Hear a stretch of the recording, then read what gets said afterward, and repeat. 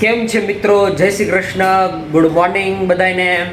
આજે ઓફિસમાં નીકળતા પહેલા પૈસાની માંગણી થઈ ગઈ છે. રેશમા કે પૈસા આપો. શા માટે પૈસા જોઈએ છે રેશમા? ગુડ મોર્નિંગ, જય શ્રી કૃષ્ણ બધાને. પૈસા શેના માટે જોઈએ છે એમ? હા, આ વેદાંત અને હિતાર્થનો સ્કૂલ યુનિફોર્મ ચેન્જ થયો. હા, તે યુનિફોર્મ નો મેસેજ આવી ગયો છે સ્કૂલમાંથી, એટલે હવે વેદાંતનો અત્યારે લેવા જવાનો છે. હિતાર્થનો જ્યારે સ્કૂલમાંથી કેવડાવે ત્યારે લેવા જવાનો. પણ શનિ રવિની રજા આવે તો ત્યાં પછી યુનિફોર્મ લેવામાં ટ્રાફિક થાય. સોમવારથી સ્કૂલ ખુલે છે એટલે તમે મને પૈસા આપી દો. મને જ્યારે ટાઈમ મળશે ત્યારે હું વેદાંતને લઈને યુનિફોર્મ લઈ આવું. પછી તમે સાથે આવશો? નહીં, હું તો નહીં આવું, પણ તારે આના શું કહેવાય યુનિફોર્મની સાથે કંઈક તું કહેતી હતી ને તારે નાઇટ ડ્રેસ લેવાનો છે. નાઇટ ડ્રેસ તો લેવાના જ હોય સદાય માટે. મારા કપડાં ફાટતા ને ફાટતા જ હોય. મતલબ 4-5 વસ્તુ ભેગી જ હોય. જ્યારે પૈસા માંગીએ ને એટલે આ વસ્તુ લેવાની છે ને આ વસ્તુ લેવાની છે ને એટલે આ રીતનું પ્લાનિંગ છે હવે. હા, એ તો પણ જ્યારે ફાટી જાય ત્યારે જ કહેવાય ને કે એક સાથે 3-4 જોડી થોડા લઈ આવું.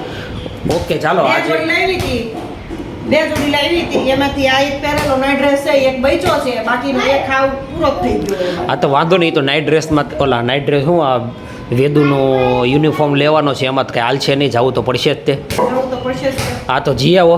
અને વેદુભાઈ હિતુભાઈ બોલ લઈને રમવા મળ્યા છે, અને વેદુભાઈ તૈયાર થઈ ગયા છે બેટ લઈને, અને પાણીની બોટલ લઈને હમણાં નીચે વહી જાય છે રમવા માટે. ઓકે, આ છે રાજાપુરી કેરીનો રસ. રેશમાએ 10 કિલો કેરી મૂકી હતી દાબાની, અને રસ કાઢીને એટલી રેડી રાખી છે. ખાલી એટલો બાકી છે. એટલો રસ કાઢ્યો એટલે એના હાથ દુખી ગયા ને એટલું મારા માટે રાખ્યું છે. તો આ થોડું થોડું કરું છું.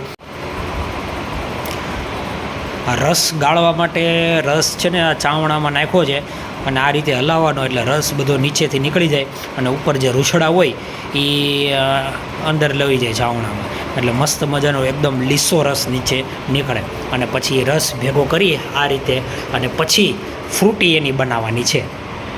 આને છે ને હું આમ કરતો ચાળતો હતો, પણ એમાં બહુ વાર લાગતી હતી. પછી રેશમા આવીને સલાહ આપી કે એને છે ને આમ ચમચો રાખીને હલાવો એટલે ફટાફટ થશે. એટલે આમ જો સ્પીડમાં થાય છે. ધોરણની ચોકડી લઈને આપું ને.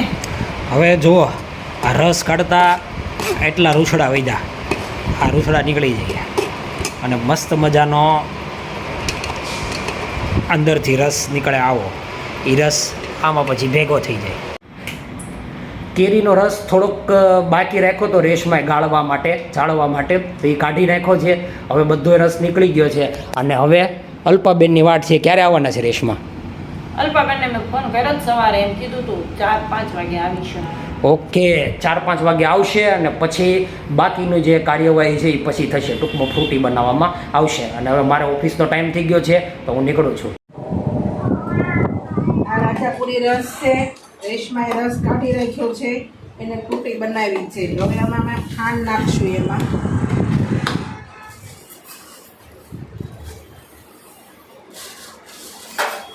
બેન ખાંડ કેટલી નાખવાની અંદર?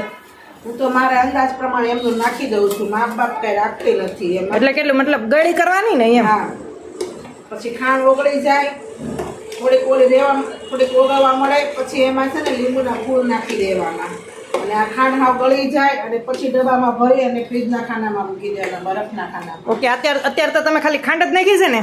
હા, તો લીંબુના ફૂલ નાખીએ ત્યારે બતાવશું. છે હવે આમાં લીંબુના ફૂલ નાખું છું.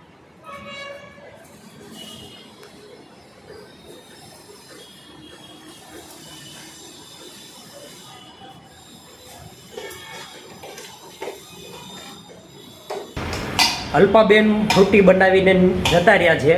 એમને રોકાવાનું કીધું, પણ એમને બીજે જમવાનું હતું એટલે માટે નીકળી ગયા. અને ગયા પછી મારા મોટા બેન મનીષાબેન આવ્યા છે, એટલે નીચે જમવાનું છે મારા ભાઈને ત્યાં બીજા માળે. તો અમે બધા અત્યારે ત્યાં નીચે જઈએ છીએ જમવા માટે. મઠ્ઠો, બટેકાનું શાક, પૂરી અને ઈદડા, અને આ છે મારા પટલ.